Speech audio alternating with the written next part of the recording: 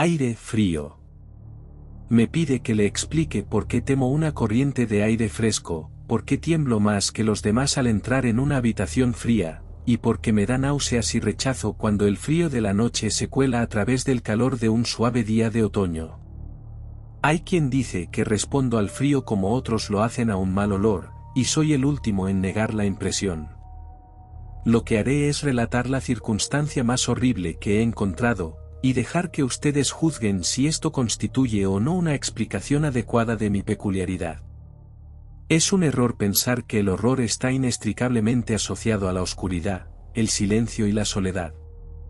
Lo encontré en el resplandor de media tarde, en el estruendo de una metrópolis y en el bullicio de una pensión cutre y corriente con una casera prosaica y dos hombres fornidos a mi lado.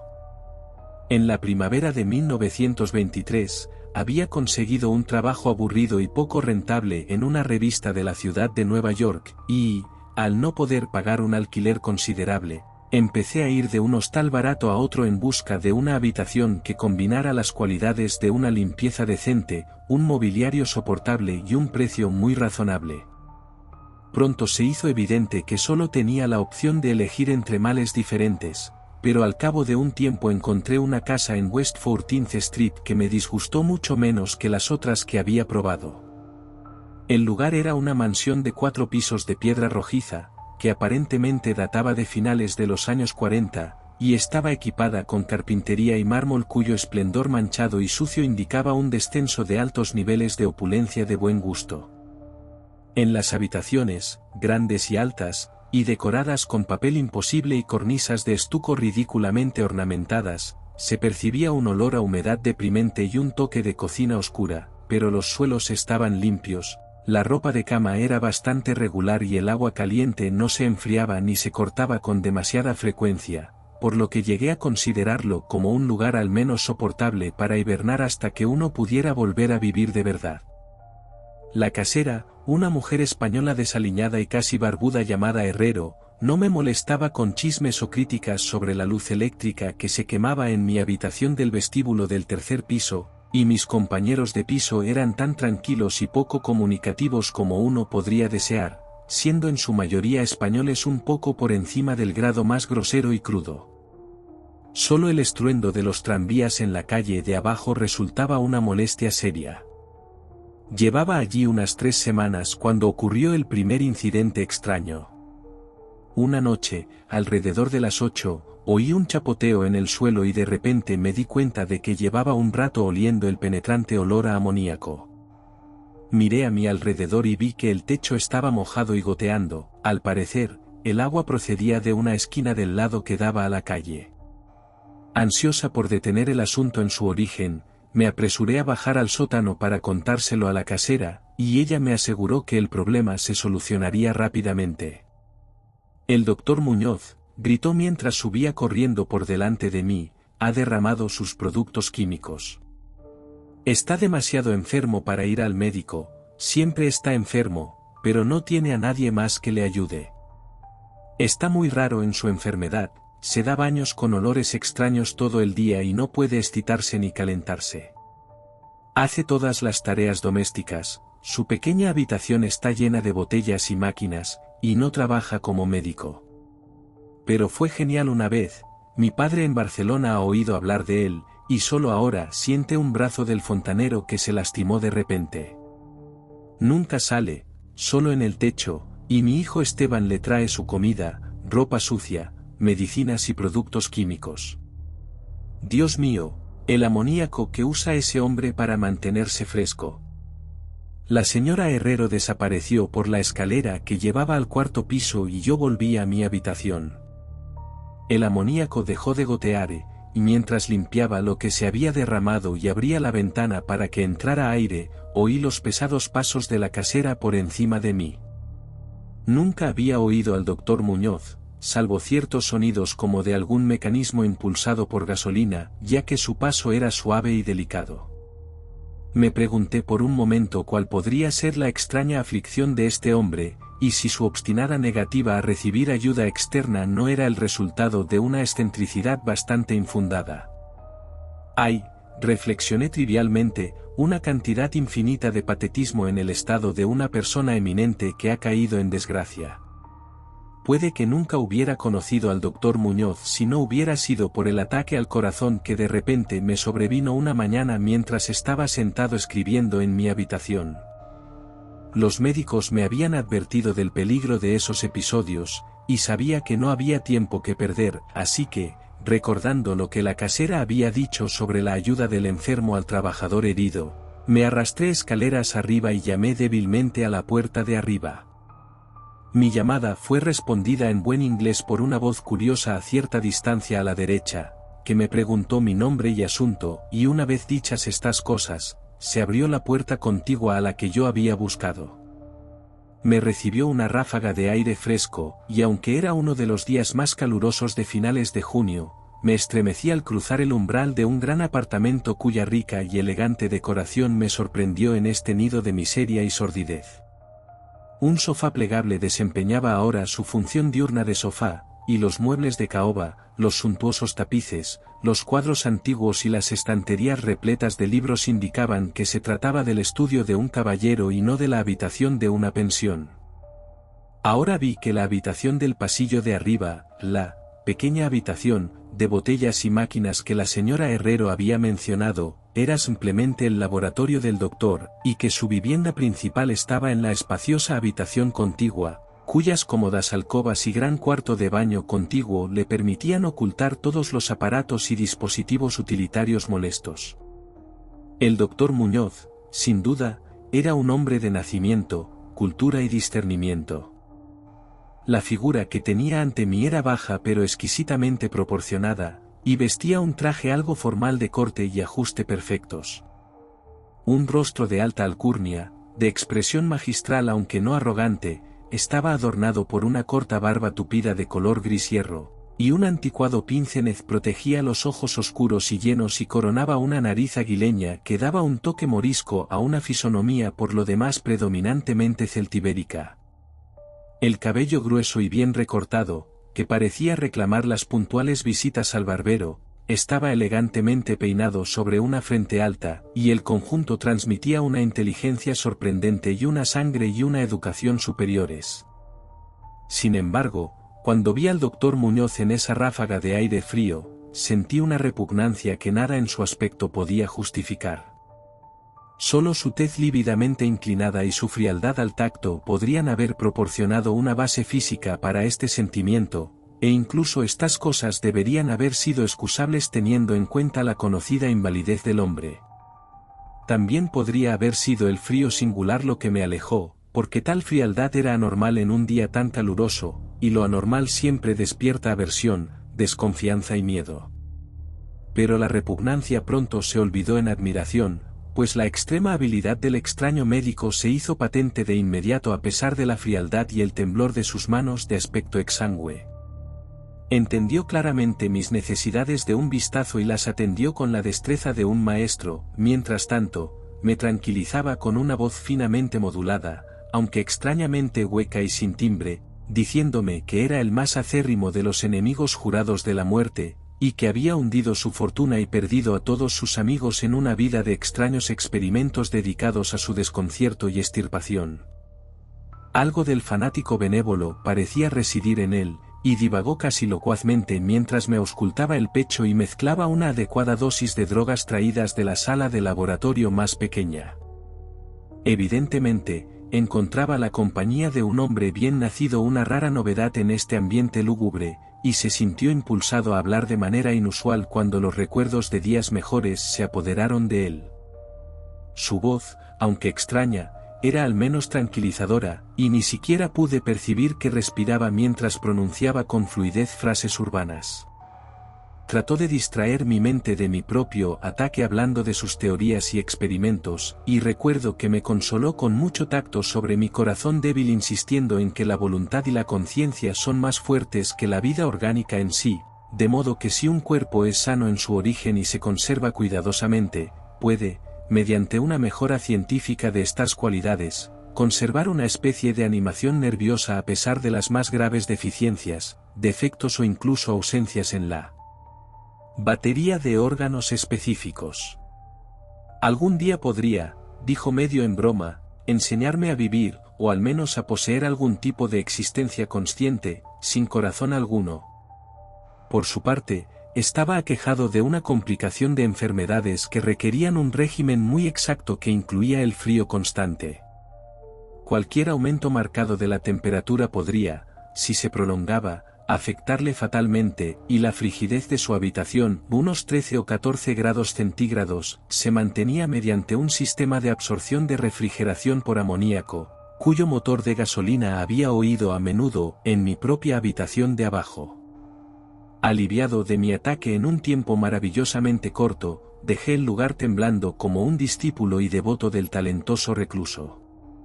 Después de eso, le hice frecuentes visitas con abrigo, escuchaba mientras contaba investigaciones secretas y resultados casi espantosos, y temblaba un poco cuando examinaba los volúmenes poco convencionales y asombrosamente antiguos de sus estanterías.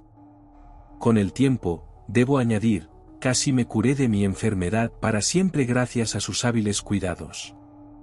Parece que no desdeñaba los encantamientos de los medievalistas, ya que creía que estas fórmulas crípticas contenían estímulos psicológicos poco comunes que podrían tener efectos singulares en la sustancia de un sistema nervioso del que habían huido las pulsaciones orgánicas.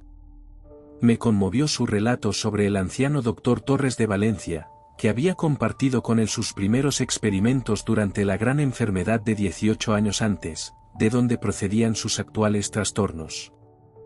Tan pronto como el venerable médico salvó a su colega, él mismo sucumbió al sombrío enemigo contra el que había luchado. Quizás la tensión había sido demasiado grande, porque el doctor Muñoz dejó entrever, aunque no en detalle, que los métodos de curación habían sido de lo más extraordinarios, con escenas y procesos que no gustaban a los ancianos y conservadores galenos. A medida que pasaban las semanas, observé con pesar que mi nuevo amigo estaba, de hecho, perdiendo terreno física, lenta pero inconfundiblemente, como había sugerido la señora Herrero. El aspecto lívido de su semblante se intensificó, su voz se volvió más hueca e ininteligible, sus movimientos musculares estaban menos perfectamente coordinados, y su mente y voluntad mostraban menos resistencia e iniciativa. No parecía en absoluto ajeno a este triste cambio, y poco a poco su expresión y conversación adquirieron una ironía espantosa que me devolvió algo de la sutil repulsión que había sentido al principio. Desarrolló extraños caprichos, adquiriendo afición por las especias exóticas y el incienso egipcio hasta que su habitación olía como la bóveda de un faraón sepultado en el Valle de los Reyes. Al mismo tiempo, aumentaron sus exigencias de aire frío, y con mi ayuda amplió la tubería de amoníaco de su habitación y modificó las bombas y la alimentación de su máquina de refrigeración hasta que pudo mantener la temperatura tan baja como 34 o 40 grados y finalmente incluso 28 grados. El baño y el laboratorio, por supuesto, estaban menos refrigerados, para que el agua no se congelara y los procesos químicos no se vieran obstaculizados. El inquilino contiguo se quejaba del aire helado que entraba por la puerta de conexión, así que le ayudé a colocar pesadas cortinas para evitar el problema. Una especie de horror creciente, de carácter morboso y extravagante, parecía poseerlo. Hablaba de la muerte sin cesar, pero se reía con voz hueca cuando se le sugerían amablemente cosas como el entierro o los preparativos del funeral. En definitiva, se convirtió en un compañero desconcertante e incluso espantoso. Sin embargo, en mi gratitud por su curación, no podía abandonarlo a los extraños que lo rodeaban, y tenía cuidado de quitarle el polvo a su habitación y atender sus necesidades todos los días, envuelto en un pesado abrigo que compré especialmente para ese propósito. También hice muchas de sus compras y me quedé sin aliento ante algunos de los productos químicos que pedía a las farmacias y a los proveedores de material de laboratorio. Una creciente e inexplicable atmósfera de pánico parecía elevarse alrededor de su apartamento. Toda la casa, como he dicho, tenía un olor a humedad, pero el olor en su habitación era peor, y a pesar de todas las especias e incienso, y los productos químicos penetrantes de los baños incesantes que insistía en tomar sin ayuda. Percibí que debía estar relacionado con su dolencia, y me estremecí al reflexionar sobre cuál podría ser esa dolencia. La señora Herrero se persignaba cuando lo miraba y me lo entregaba sin reservas, ni siquiera permitía que su hijo Esteban siguiera haciendo recados por él. Cuando sugería a otros médicos, el enfermo se enfurecía tanto como parecía atreverse a albergar. Evidentemente, temía el efecto físico de la emoción violenta, pero su voluntad y su fuerza motriz aumentaban en lugar de disminuir, y se negaba a quedarse en cama. El cansancio de sus primeros días de enfermedad dio paso a un retorno de su ardiente determinación, de modo que parecía a punto de desafiar al demonio de la muerte incluso cuando ese antiguo enemigo se apoderó de él.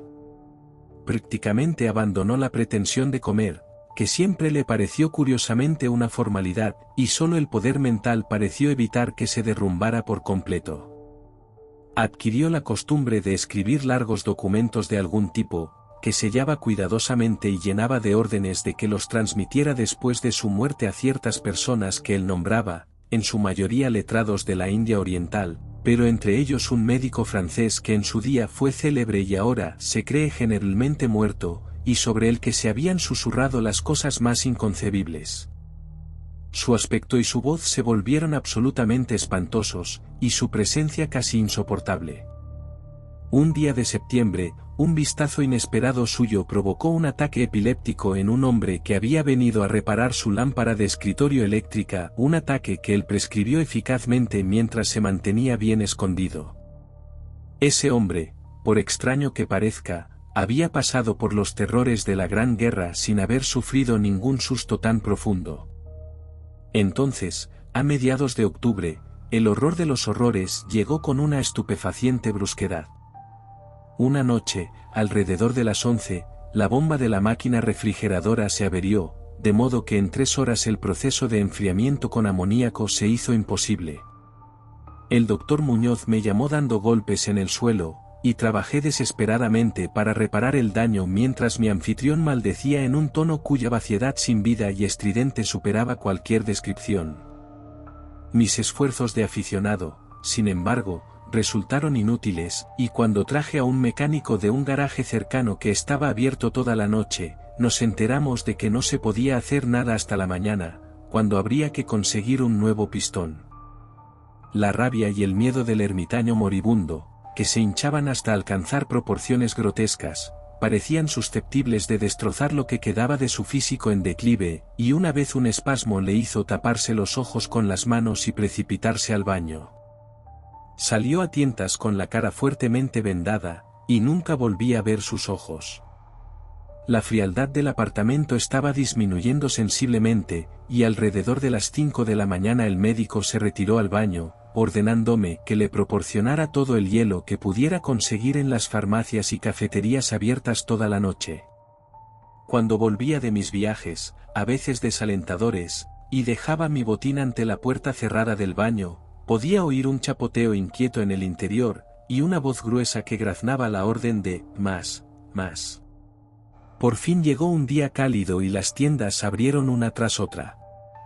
Le pedí a Esteban que me ayudara a conseguir hielo mientras yo conseguía el émbolo de la bomba, o que pidiera el émbolo mientras yo seguía con el hielo, pero, siguiendo las instrucciones de su madre, se negó rotundamente. Finalmente contraté a un holgazán de aspecto sórdido que encontré en la esquina de la 8ª Avenida para mantener al paciente abastecido de hielo de una pequeña tienda donde lo presenté, y me dediqué diligentemente a la tarea de encontrar un pistón de bomba y contratar a obreros competentes para instalarlo.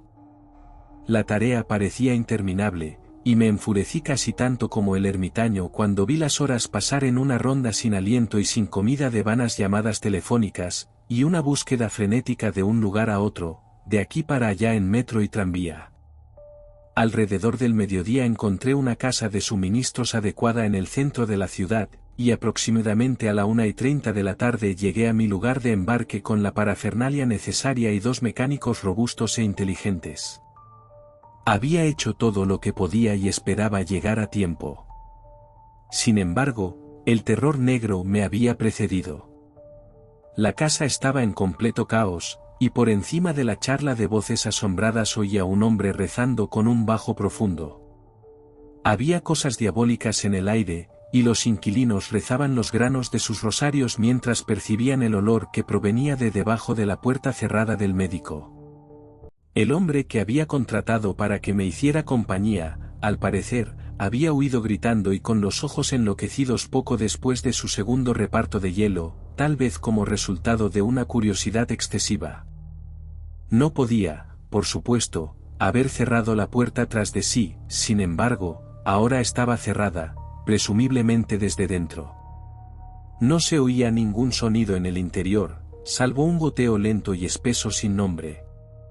Tras consultar brevemente con la señora Herrero y los obreros, a pesar del miedo que me carcomía el alma, aconsejé derribar la puerta, pero la casera encontró la manera de girar la llave desde fuera con algún dispositivo de alambre.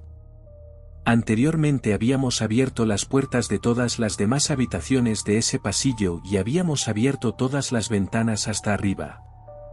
Ahora, con las narices protegidas por pañuelos, invadimos temblorosos la maldita habitación sur, que resplandecía con el cálido sol de primera hora de la tarde. Una especie de rastro oscuro y viscoso conducía desde la puerta abierta del baño hasta la puerta del vestíbulo, y de ahí al escritorio, donde se había acumulado un pequeño charco terrible. Había algo garabateado allí con lápiz, con una mano horrible y ciega, en un trozo de papel horriblemente manchado, como si lo hubieran hecho las propias garras que trazaron las últimas palabras apresuradas. Luego, el rastro conducía al sofá y terminaba de una manera indescriptible. Lo que había, o había estado, en el sofá no puedo ni me atrevo a decirlo aquí. Pero esto es lo que descifré temblando en el papel pegajoso y manchado antes de sacar una cerilla y quemarlo, hasta que se hizo ceniza, lo que descifré aterrorizado mientras la casera y dos mecánicos salían corriendo frenéticamente de aquel lugar infernal para balbucear sus historias incoherentes en la comisaría más cercana. Las nauseabundas palabras parecían casi increíbles bajo esa luz amarilla del sol, con el estruendo de los coches y camiones que ascendían estrepitosamente desde la concurrida calle 14, pero confieso que entonces les creí. Si les creo ahora, sinceramente, no lo sé. Hay cosas sobre las que es mejor no especular, y todo lo que puedo decir es que odio el olor a amoníaco y me desmayo con una corriente de aire inusualmente fresco. El final, decía aquel garabato nauseabundo, está aquí. No más hielo, el hombre miró y huyó. Cada minuto más cálido, y los pañuelos no pueden durar. Supongo que sabes, lo que dije sobre el testamento y los nervios y el cuerpo preservado después de que los órganos dejaran de funcionar. Era una buena teoría, pero no podía mantenerse indefinidamente. Hubo un deterioro gradual que no había previsto. El doctor Torres lo sabía, pero el shock lo mató. No pudo soportar lo que tenía que hacer, tuvo que meterme en un lugar extraño y oscuro cuando leyó mi carta y me cuidó. Y los órganos nunca volverían a funcionar. Tenía que hacerse a mi manera, preservación artificial, porque verás, morí esa vez hace 18 años.